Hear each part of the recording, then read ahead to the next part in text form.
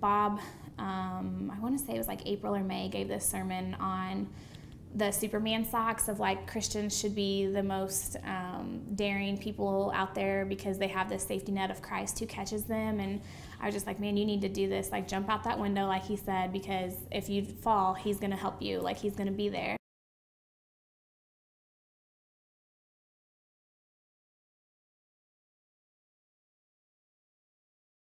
Like, all right, I'm ready for this. I'm gonna, quit my job, and this is happening, and we're moving into the neighborhood. So this hasn't been easy. There have been, several problems or challenges that we've come up against.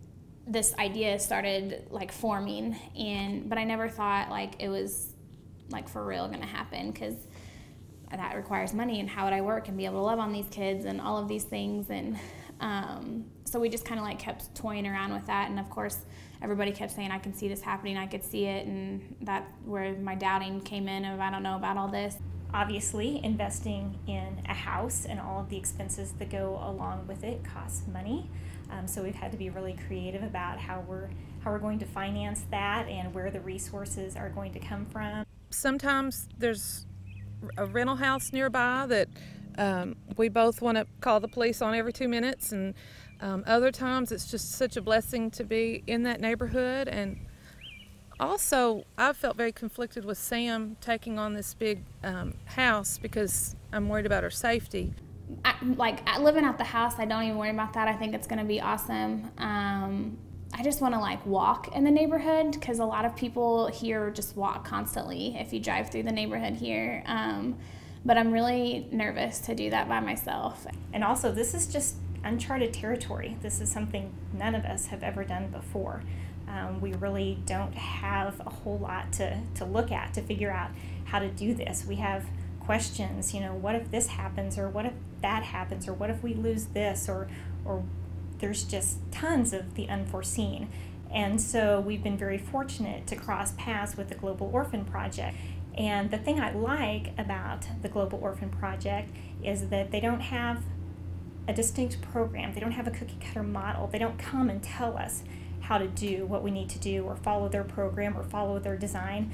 They come and see what we're doing. They see where our hearts are moving. They see what our ministry context is. And what they bring to that is their experience. They bring their expertise. They help us with resources.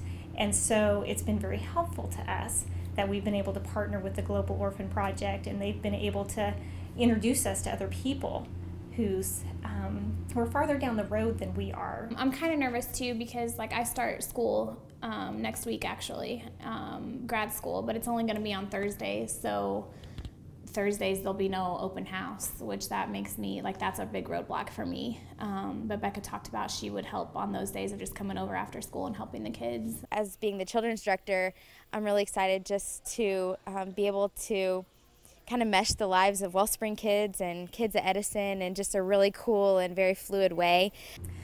So Sarah and Sam and I spent a lot of time going around and looking at apartments or houses that were for rent in a neighborhood. Places that we would look at, it was kind of just awful. They wouldn't even be cleaned up for us to come and rent them. And we were just coming up against one dead end after another. There was always something that just wasn't going to work out, or something would fall through. And this was a really hard time for me. I was getting discouraged at that time of maybe this really wasn't what I was supposed to do. And then Bob kind of threw out, what about the Williams house? For some reason, Rick and Jody Williams' house up the street just kind of kept coming back on the radar. Then we went and seen some churches in Kansas City, and basically they are doing the same kind of things that we're wanting to do. And Bob was just like, no, we're looking at the Williams house. I think this is it. I think that God has totally put this on our heart. Let's look at this and be serious. And for the longest time, we wrote it off as well. It's just nice. It's a wonderful, lovely home. I'm sure it's completely out of our price range.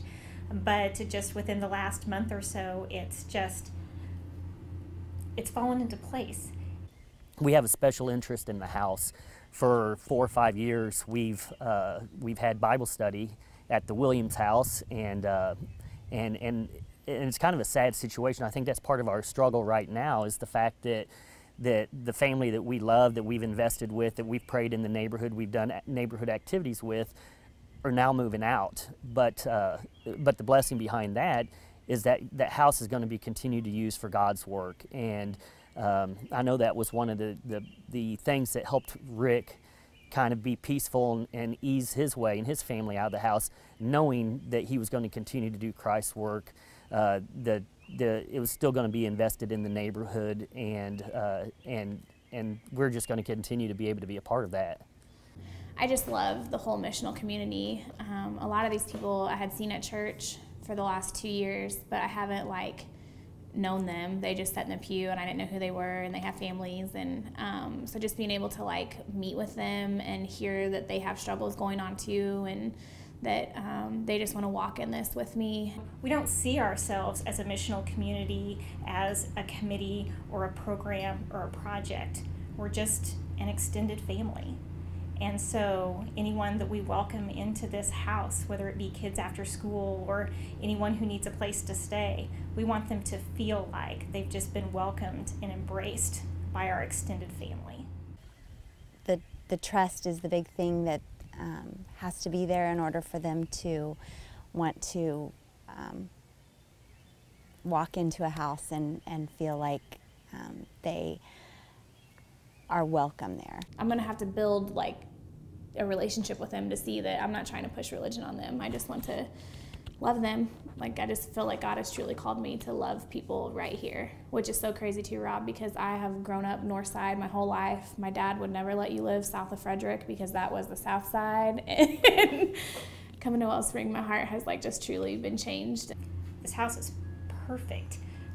One of the things that Sam mentioned is that she could stand on the front porch and she could see Wellspring one way and Edison the other way, and we're just excited about the space. There's lots of room. It's absolutely beautiful on the inside, and we are super excited for moving day, and I can't think of anything else to say about that.